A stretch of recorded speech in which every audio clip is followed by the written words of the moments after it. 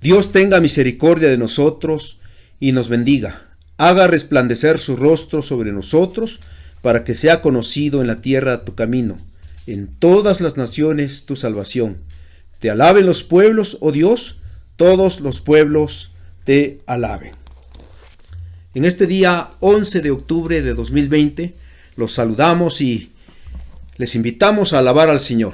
Himno número 32, oh Padre, eterno Dios. 32.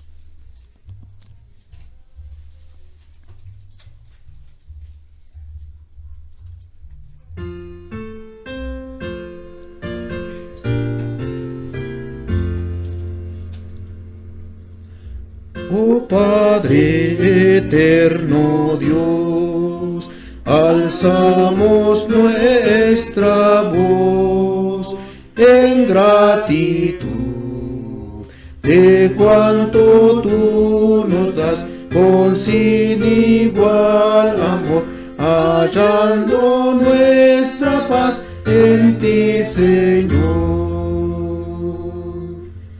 Bendito Salvador, te damos con amor el corazón, y aquí nos puedes ver que humildes a tu altar venimos a ofrecer precioso don.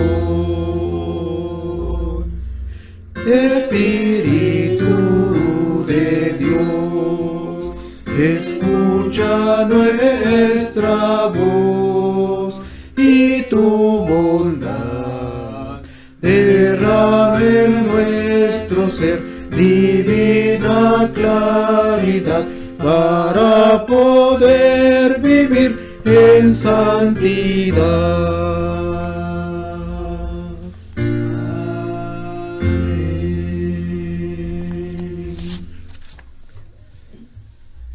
La palabra del Señor en segunda a los tesalonicenses, segunda carta del apóstol San Pablo a los tesalonicenses, capítulo 2, versículos 13 al 17. Pero nosotros debemos dar siempre gracias a Dios respecto a vosotros, hermanos amados por el Señor, de que Dios os haya escogido desde el principio para salvación, mediante la santificación por el Espíritu y la fe en la verdad, a lo cual os llamó mediante nuestro Evangelio, para alcanzar la gloria de nuestro Señor Jesucristo. Así que, hermanos, estad firmes y retened la doctrina que habéis aprendido, sea por palabra o por carta nuestra. Y el mismo Jesucristo, Señor nuestro, y Dios nuestro Padre, el cual nos amó y nos dio consolación, eterna y buena esperanza por gracia, conforte vuestros corazones y os confirme en toda buena palabra y obra. Himno 62. Al trono majestuoso.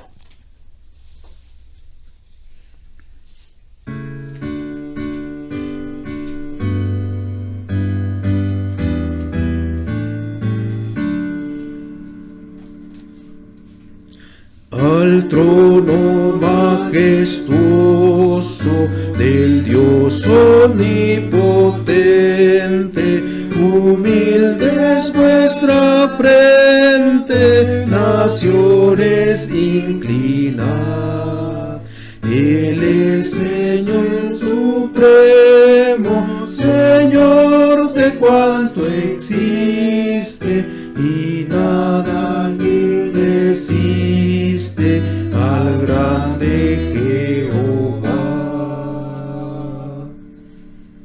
Del polvo de la tierra formónos complacida, su mano diónos vida, su aliento creador. Y al vernos después ciegos, en la maldad sumidos, cual padres queridos, salud nos proveyó. La gratitud sincera nos dicta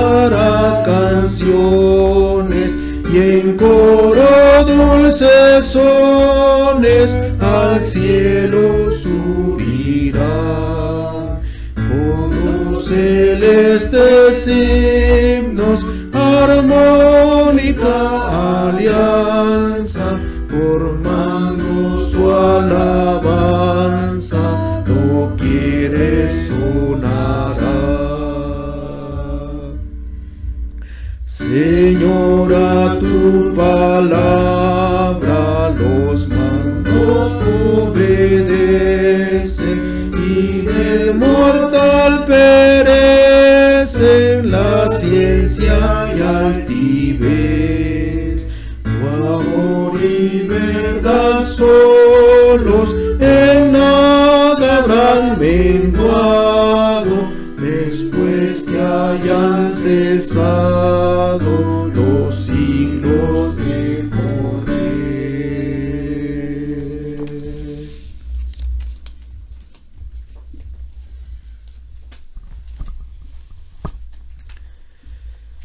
Sin duda, uno de los grandes hombres de la reforma religiosa del siglo XVI fue Juan Calvino. Nació en Francia el 10 de julio de 1509 y desde su juventud demostró poseer una memoria retenida y una inteligencia despierta, de tal manera que a los 18 años de edad se le ofreció una parroquia, la cual rechazó. Su padre, Gerardo Calvino, aunque servía al tribunal eclesiástico como escribano y secretario diocesano, era de espíritu independiente y anticlerical. Calvino estuvo en diferentes colegios donde aprendió el hebreo y griego, estudió también leyes, lo hizo con maestros prominentes de aquel entonces.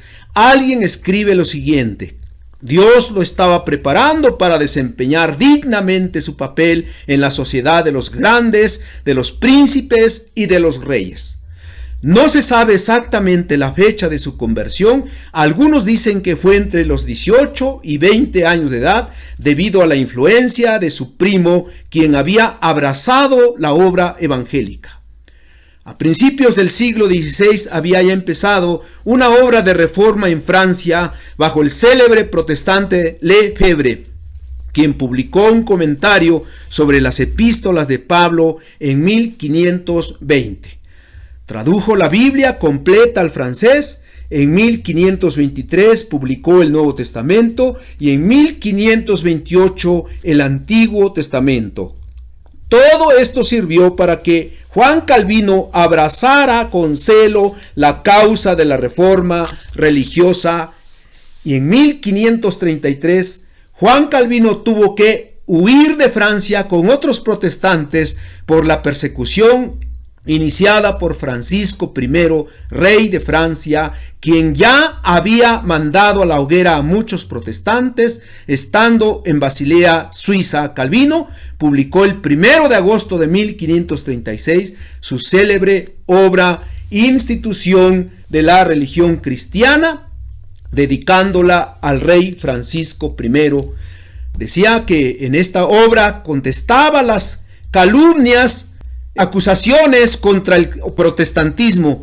Allí también defendía a los cristianos. Un pensador describe la posición de Calvino ante su magna obra.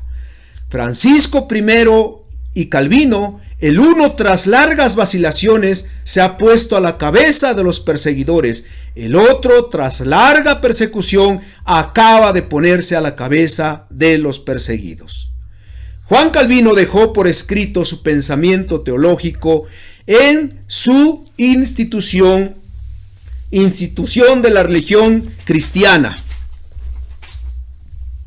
Y es importante conocer a Juan Calvino porque nuestra doctrina presbiteriana se debe a sus enseñanzas. En esta obra, Juan Calvino escribe todo su pensamiento. Y quiero que en esta ocasión veamos la segunda doctrina de los cánones de Dort, también llamados estos cánones, doctrinas distintivas de la Iglesia Reformada, o bien los 5 puntos del calvinismo, doctrinas que giran alrededor de la soberanía de Dios, Así que es la predestinación o elección incondicional. La predestinación o elección incondicional, conforme al pasaje que hace un momento leí en 2 a los Tesalonicenses, capítulo 2, versículos 13 en adelante. Dice la palabra del Señor en el versículo 13 de 2 carta del apóstol San Pablo a los Tesalonicenses: pero nosotros debemos dar siempre gracias a Dios respecto a vosotros, hermanos amados por el Señor, de que Dios os haya escogido desde el principio para salvación, mediante la santificación por el Espíritu y la fe en la verdad. Que Dios os haya escogido desde el principio para salvación. La predestinación o elección incondicional es divina, depende total y absolutamente de Dios. Pablo, Silvano y Timoteo, según el capítulo 1, versículo 1, daban siempre gracias a Dios por su elección a los creyentes que estaban en Tesalónica. Pablo dice: hermanos amados por el Señor, Dios nos eligió por su gran amor, porque de tal manera amó Dios al mundo, cuando estábamos lejos de su presencia, sin ningún medio para allegarnos a Él, nos eligió por su amor. Con amor eterno te he amado, por tanto te prolongué mi misericordia, dijo el Señor a Jeremías, capítulo 31, versículo 3, mas Dios muestra su amor para con nosotros, en que siendo aún pecadores, Cristo murió por nosotros, Romanos 5, 8. Ahora, ¿desde cuándo eligió Dios a quienes serían sus hijos? Desde que vinimos al mundo, desde el principio de la creación, desde que obedecimos su voz al acercarnos a una iglesia, desde el momento en que fuimos bautizados, dice aquí, desde el principio, antes de los siglos, dice 1 Corintios 2:7, según nos escogió en él antes de la fundación del mundo, para que fuésemos santos y sin mancha delante de él, dice Efesios 1:4. Antes que la iglesia existiera, Dios eligió a cada uno de sus miembros. La elección divina entonces es una elección eterna. A Jeremías dijo: antes que te formase en el vientre te conocí, y antes que nacieses te santifiqué, te di por profeta a las naciones. Jeremías 1:5. ¿No es maravilloso saber esto? Calvino decía: la ignorancia de esta verdad resta la gloria divina, y qué bueno que Dios nos da el privilegio de conocer esta doctrina profunda hasta donde Él nos lo quiere revelar, y así darle la gloria debida a su nombre. Ahora, ¿para qué eligió a un grupo de personas de entre todo el mundo? Dice aquí: para salvación. Aquí está el propósito inmediato de su elección. Nos rescató del pecado, de la muerte, de la condenación, y nos introdujo a su reino, del cual desde ahora podemos nosotros gozar. Estamos aquí para agradecer a Dios sus muchas bendiciones y para adorarlo. Y la bendición más maravillosa e incomparable es la salvación que nos ha dado gratuitamente en su Hijo Jesucristo. Y nos eligió para salvación porque Él así lo quiso, no porque nosotros lo hayamos buscado, no por nuestras obras, sino por su soberano beneplácito. No me elegisteis vosotros a mí, sino que yo os elegí, y os he puesto para que vayáis y llevéis fruto, y vuestro fruto permanezca, para que todo lo que pidiereis al Padre en mi nombre, Él os lo dé, dijo Jesucristo en Juan 15:16. Por esta elección que Dios hizo, es el amor de Dios manifestado en nosotros. Por eso la elección que Dios hizo es incondicional, no está condicionada por nuestras obras, porque Dios vio que íbamos a creer en Él. No, Él así lo decretó por su propia y soberana voluntad, y esta doctrina la vemos en todas las Escrituras. Eligió a ciertas personas para llevar a cabo sus propósitos. Eligió al pueblo de Israel, a quien amó de una manera especial, y en el Nuevo Testamento vemos esta enseñanza con mucha claridad. ¿Cómo nos salva del pecado? Dice aquí, mediante la santificación por el Espíritu y la verdad. La salvación que llega a ser nuestra posesión se lleva a cabo solo mediante la obra del Espíritu Santo, quien nos santifica, dando fe a nuestros corazones para creer en la verdad eterna que está en Jesucristo. En segundo lugar, la predestinación o elección incondicional se manifiesta en el llamamiento de Dios. Dice el versículo 14. A lo cual os llamó mediante nuestro evangelio para alcanzar la gloria de nuestro Señor Jesucristo. La predestinación o elección incondicional se manifiesta en el llamamiento de Dios por el evangelio. Puesto que todos los hombres nacemos con el pecado que Adán, nuestro representante, nos heredó. Como dice la Biblia, el pecado entró en el mundo por un hombre y por el pecado la muerte. Así la muerte pasó a todos los hombres por cuanto todos pecaron, dice Romanos 5:12. Dios en su infinita misericordia, después de elegirnos desde la eternidad, una vez que estamos en vida, nos llama a su tiempo cuando Él quiere y como quiere. ¿Cómo llama a sus hijos? Dice el apóstol, mediante nuestro evangelio.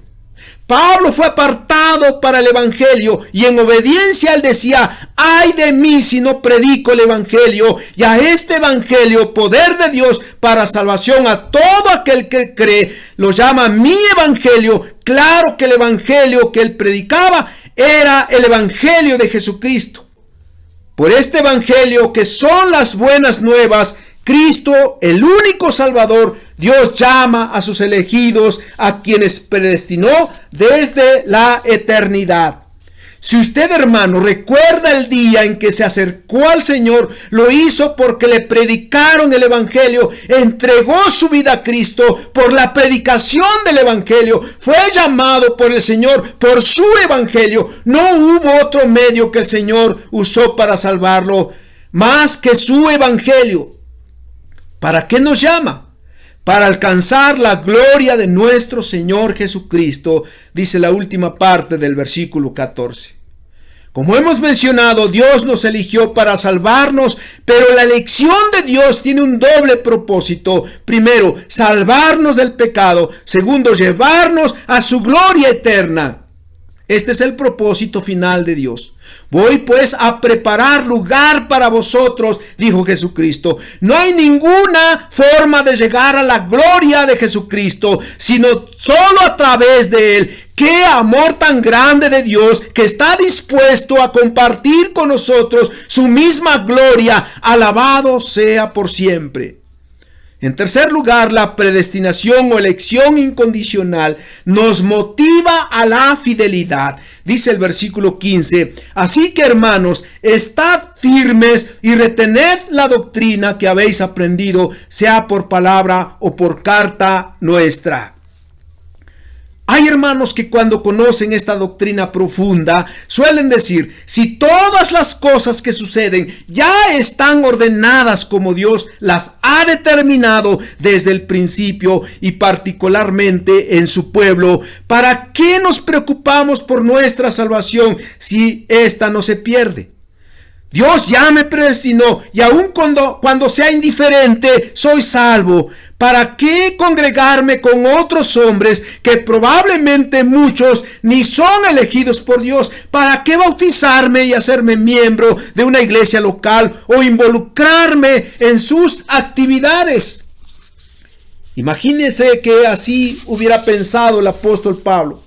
¿Cuántas persecuciones, cuánto trabajo, cuántos problemas hubiera evitado? Y si alguno piensa así, lo hace como excusa a su desobediencia. Pero gracias a Dios, porque en esta hora Él nos habla con su palabra y nos dice que el hacernos o el habernos elegido es para que seamos fieles a sus mandamientos, para que dejemos testimonio que somos sus hijos. Así alumbre vuestra luz delante de vuestro Padre que está en los cielos, dijo Jesucristo. Porque somos hechura suya, creados en Cristo Jesús para buenas obras, las cuales Dios preparó de antemano para que anduviésemos en ellas, dice Pablo en Efesios 2:10. Pablo dice aquí, estad firmes. Estén firmes en la palabra de Dios en medio de las pruebas, porque la elección soberana de Dios hacia los creyentes, lejos de ser motivo para la inacción de parte de ellos, es en realidad el estímulo para más fuerte a la acción y perseverancia en su elección. Ocupaos en vuestra salvación con temor y temblor, dice Filipenses 2:12. La elección demanda fidelidad, no negligencia e indiferencia. Y dice aquí, retened la doctrina que habéis aprendido, sea por palabra o por carta nuestra. En Efesios 4:14 dice Pablo que no seamos niños fluctuantes, llevados por doquiera de todo viento de doctrina, por estratagema de hombres que para engañar emplean con astucia las artimañas del error. Hay muchos hombres y mujeres que los vemos trabajando con entusiasmo y de un momento a otro dejan de asistir. Después los vemos en algún lugar danzando y criticando a la iglesia que aparentemente tanto amaban. Hay miles y miles de doctrinas falsas que se están infiltrando en las iglesias. Pablo escribió en su carta a Timoteo, primera a Timoteo 4:1-3, acerca de este asunto, y dice así: pero el Espíritu dice claramente que en los postreros tiempos algunos apostatarán de la fe, escuchando a espíritus engañadores y a doctrinas de demonios, por la hipocresía de mentirosos que, teniendo cauterizada la conciencia, prohibirán casarse y mandarán abstenerse de alimentos que Dios creó, para que con acción de gracias participasen de ellos los creyentes y los que han conocido la verdad. Ante estas corrientes debemos estar firmes en lo que hemos creído. Los reformadores del siglo XVI nunca se debilitaron ante las amenazas de sus enemigos, dejándonos buen testimonio de fidelidad a la doctrina. Hermanos, que al conocer la elección de Dios para salvarnos desde la eternidad y en su tiempo nos llamó para manifestar su elección, nos motive a ser fieles a Él, fieles a su doctrina, dándole honra y gloria ahora y por toda la eternidad, que Él está presto para ser nuestro castillo fuerte en momentos difíciles de la vida. Dicen los versículos 16 y 17. Y el mismo Jesucristo, Señor nuestro, y Dios nuestro Padre, el cual nos amó y nos dio consolación eterna y buena esperanza por gracia, conforte vuestros corazones y os confirme en toda buena palabra y obra. Que así sea. Himno 300. Escogido fui de Dios.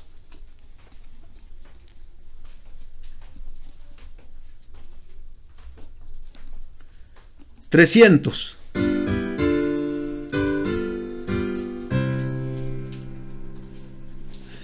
Escogido fui de Dios en el amado, en lugares celestiales su bendición me dio. Antes de la creación el plan fue hecho por su santa voluntad. Escondido en Cristo estoy, nadie me apartará, y las fuerzas de este mundo no me podrán dañar. Vivo y ando en esta vida con seguridad, porque me escogió mi Dios. Tengo un sello que el Espíritu me ha dado, cuando mi confianza puse solo en mi Salvador. Prenda que el Señor me dio de vida eterna, escogido fui de Dios. Escondido en Cristo estoy, nadie me apartará, y las fuerzas de este mundo no me podrán dañar. Vivo y ando en esta vida con seguridad, porque me escogió mi Dios. Me escogió para alabanza de su gloria, y sentóme en las alturas con Cristo mi Señor. Grande fue la admiración al ver su gracia, cuando me escogió mi Dios.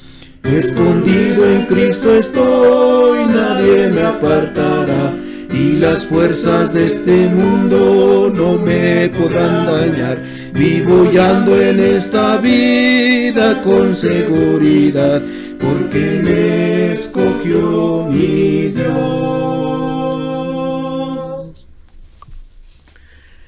Señor, es maravilloso saber que en tu sola potestad y por amor a nosotros, nos elegiste para salvarnos del pecado y de la condenación.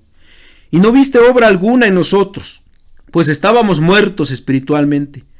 Así que en tu soberanía decretaste salvar a los que forman tu iglesia, a quienes solo tú conoces y les manifiestas tu gracia. Padre, al salvarnos nos exhortas a serte fieles, a obedecerte, a adorarte en todo momento. Gracias, porque al hacer tú la obra de salvación, estamos seguros que nadie ni nada nos la podrá arrebatar. Nuestra alabanza por habernos predestinado para salvación, por tu amor y por pura gracia, en Cristo Jesús. Amén.